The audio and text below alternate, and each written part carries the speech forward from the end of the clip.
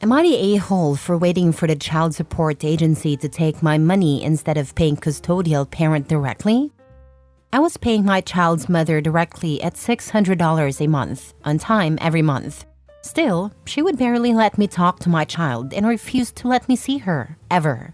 It was always a back and forth. She was either too busy or claimed I was disrespecting her. After I would get rightfully frustrated and voice my concerns, I started dating a woman whose best friend is a lawyer. She educated me on my rights as a father. I was never on the birth certificate because I didn't find out about my child until she was a few months old. I believe another man is on my child's birth certificate. The lawyer friend gave me a step-by-step guide. She advised me to establish paternity, put myself in child support, and get a court order for custody, within reason. Since I was already sending money, I followed her advice. My child's mother fought until the end. She argued that I didn't have enough of a relationship with my child to get 50-50 custody. The judge agreed but also acknowledged that the lack of relationship was her doing. I was granted visitation, holidays, scheduled phone calls, and reunification therapy for parental alienation. She also asked for back pay. I showed proof of the payments I had made to her, on time every month. When the judge asked her about them, she and her legal counsel claimed that they were gifts and not specified as child support. Legally, she was allowed to make that claim. There was nothing the judge could do, but fortunately he only granted her back pay for 1 year. I became the potential a-hole because it took the child support office 4 months to review our case. I started paying my girlfriend's best friend for legal advice, not necessarily representing me, more like consultations, and she advised me not to make any direct payments to my child's mother anymore. She had already shown that she would deny receiving the payments and claim them as gifts. I was informed that there had been an error with the case entry. The office is working to get it fixed, but they aren't sure when the payments will start coming out of my checks. Now, my child's mother is calling me the a-hole for not sending the money and accusing me of letting my child struggle. I told her that she is the reason for this, and that she is welcome to send my child to live with me. My friends and family are on my side, but of course hers are the opposite. At my last pickup, she, her friend, and her mom referred to me as a deadbeat in front of our child. I don't want to send her another dime and risk being in the negatives, more than I already am, because of her lies. So far, I owe her almost $10,000, even though I technically should only owe $2,400 since the case started, because I am only actually behind 4 months. All this because I wanted to see my child. So I'm asking, am I the a-hole? Added to add, I've done 2 DNA tests. One was an at-home test, and one was court-ordered so that I could establish paternity. Now that I have a child support order, I'm going to try the legal aid again to see if my income qualifies me for assistance, and I plan to get a lawyer to contest the back pay. I'm willing to jump through all the hoops I have to, but it's overwhelming, no doubt. Now for the comments. Obviously not the a-hole. Your child's mother is a monster, and her calling you names is irrelevant. Her opinion is useless and doesn't need any consideration. Oh, but her family thinks you're the bad guy too? Who freaking cares what those losers think? Again, discard any opinions they have. Pay through the proper channels only, and don't give her a dime any other way. Not the a-hole. Opie could have saved himself the hassle and gift claim by writing child support or for support of child's name in the memo of any payments. If you are ever paying child support directly, especially outside of a court order, make sure you do this. When I would cash app her, it always said child support for child's name, and she still was able to claim it as a gift. How did all of this start anyway if another man is on a birth certificate? How did you know the child was yours? Not the a-hole, but you screwed yourself in part. And legally, she was allowed to do that crap. Legally, she was able to do this because you did nothing proactive to cover your behind or secure custody. You didn't even seek out legal advice. It fell into your lap via your girlfriend's friend. If you're not going to take responsibility for informing yourself, stuff like this is going to happen from time to time. You're right about that. It's no excuse, but I don't know how courts work and didn't know I could do anything. People always tell me fathers don't win in court. You also need to keep track of the name calling in front of your child. Parental alienation is something courts take very seriously. Do not send her money because she has proven that she will say it wasn't child support. It was a gift. Ask your attorney about parental alienation. The courts are getting better about visitation and custody for fathers. Good luck to you and your child. Yeah, the lawyer said that too. She suggested I buy those new Ray-Bans that let you record from your glasses to record all my pickups and drop-offs. Lol. I am mentally exhausted. Next story. Am I the a-hole for confronting my uncle on a $700 debt while he brags to his family about a surprise vacation to Maldives for his daughter as a Christmas present? Last September, my uncle Daniel, 43, came up to me, 22, looking all stressed and asked if I could have a sit down with him as he needs a favor.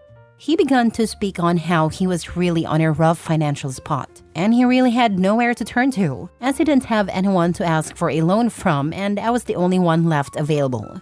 Mind you, I'm not rich or anything of the sort. I just happened to have the amount he needed at the time.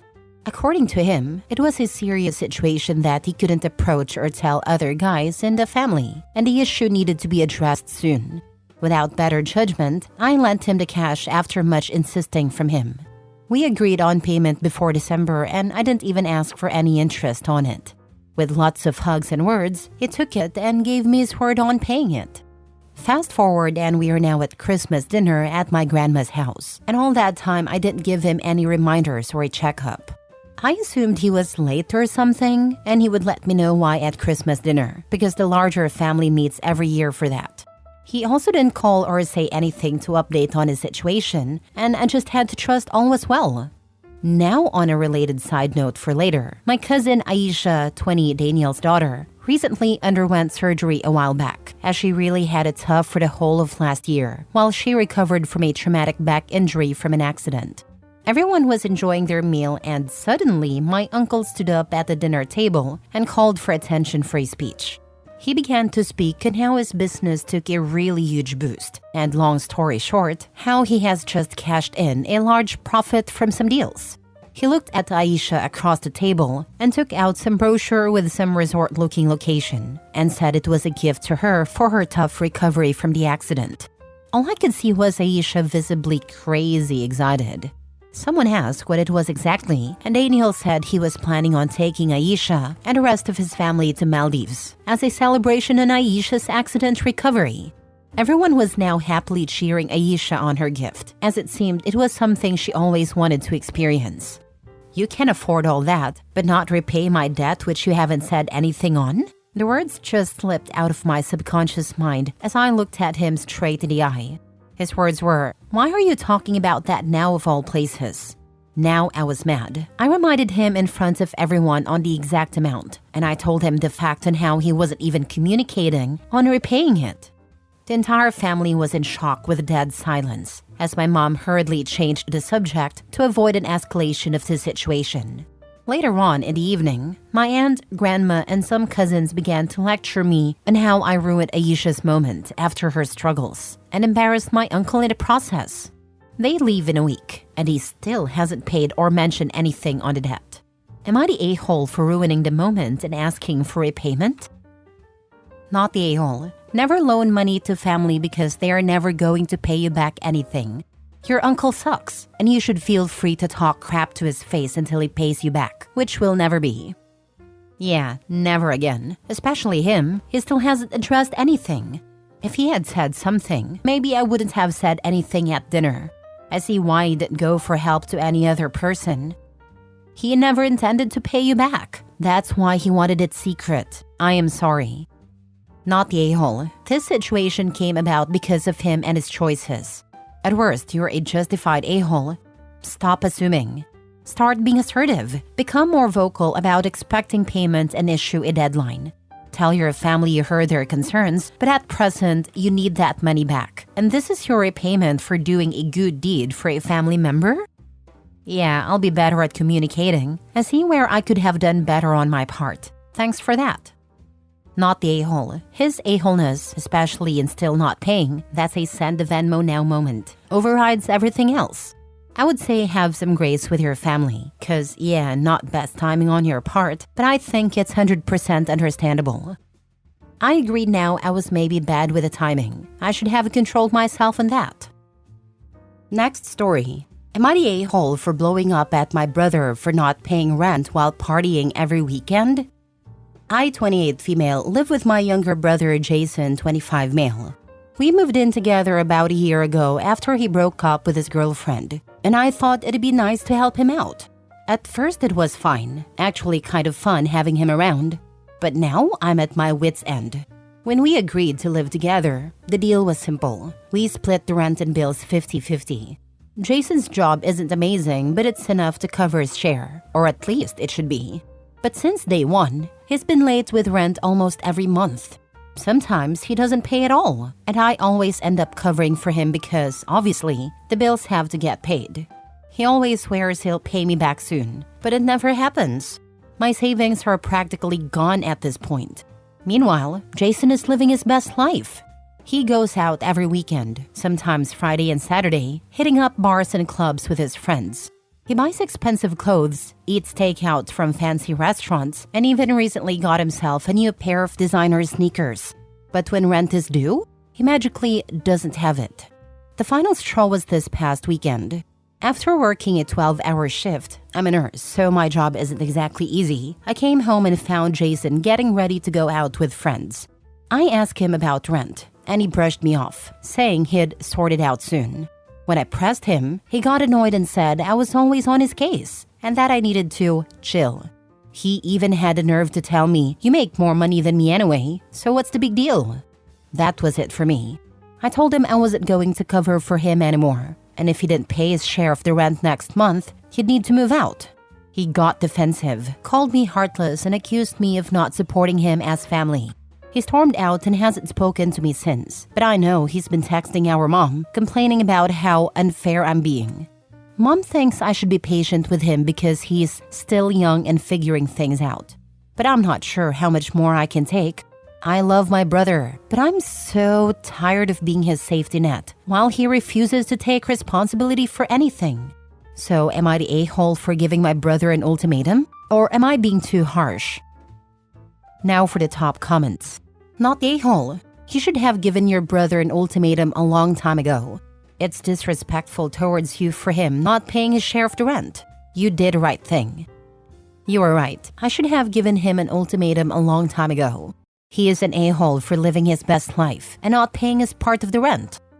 Not the a-hole. His crying doesn't pay the rent. No words out of his mouth mean anything. Pay the freaking rent or GTFO. That's literally all there is to it. You are right. If he doesn't get it sorted, he needs to move out and point. I won't accept any more excuses from him. Not the a-hole. He's 25, not 18. He pays or he leaves. Grown-ups need to be held accountable. That's the only way they will learn. Your mom can take him in because, family. She will have to take him back if he doesn't pay his rent. There is no way around anymore. I'm fed up with him not paying. Last story. Am I the a-hole for telling my younger siblings being separated from them was the best thing for me? When I, 26 female, was 11, my younger siblings and I were taken from our parents and placed in foster care. At a time, my siblings were 4, 6, and 7. We were placed in different foster homes together for a year, but the damage done by our parents was too great. My siblings could only see me as their mom and rejected anyone else doing anything for them. They would physically attack our foster parents if they stepped in to help, instead of letting me do it. I was growing more resentful by the day, and there were times I locked myself in a room and didn't come out, not to eat, drink, or anything. I was so overwhelmed. We were in individual therapy and family therapy, but during family therapy, they would sit on me and refuse to engage with the therapist or the toys in a room. It was suggested after a year that we needed a break. At first, it was only supposed to be 6 months. I'd be separated from them and placed somewhere else. But 6 months became 12. In that time, I bounced around a bit before settling in with a family. When my siblings and I met up again, it was in family therapy. A good 6-month effort was put in, but they still exhibited the same behaviors, expecting me to mother them and refusing to let go or engage in a therapy. They'd lash out at everyone around when it was time for me to go home. My younger sister even accidentally broke my arm one day because she grabbed me so hard and refused to let me go. There was another period of no contact, and then we had phone contact only. We never got past that because they were still set in their mindset that they needed their mom back, not their sister. They had an extreme meltdown when they were told I had been adopted.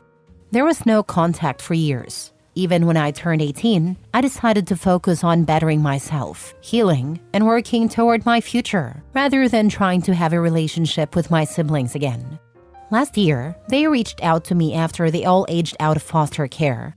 They wanted a relationship, and I told them we'd need family therapy, and they would need to participate before any relationship could happen. They were reluctant, but agreed. It's clear they still view me not as their sister, but as their mom. I have told them I'm their sister, not their mom, and the only relationship I will have with them is a sibling one. I did this with the help of the therapist, and still nothing changed. They did open up more than before, so I kept trying. Recently, though, they have gone off on how cruel and disgusting it was to separate a sibling group.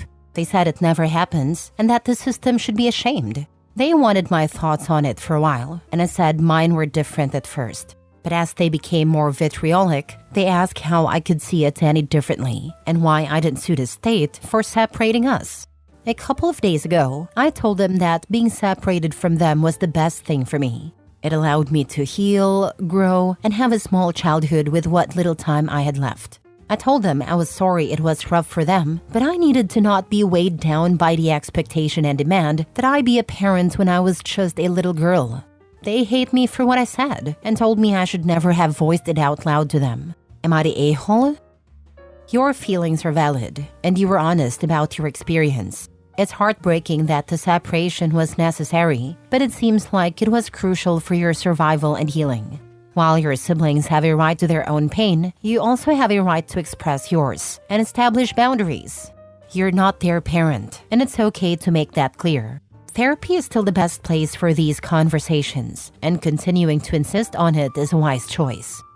I had hoped after all this time they would see me as their sister and not their mom, but they have never grown from that.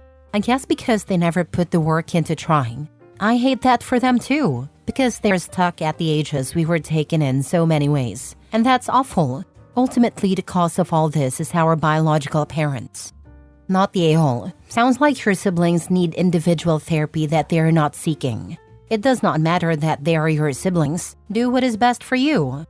The problem is they don't engage in therapy like they need to. We all had individual therapy in the past. I still go. I need therapy for the family therapy we're doing. But if they don't work at it, there's really no progress to be made.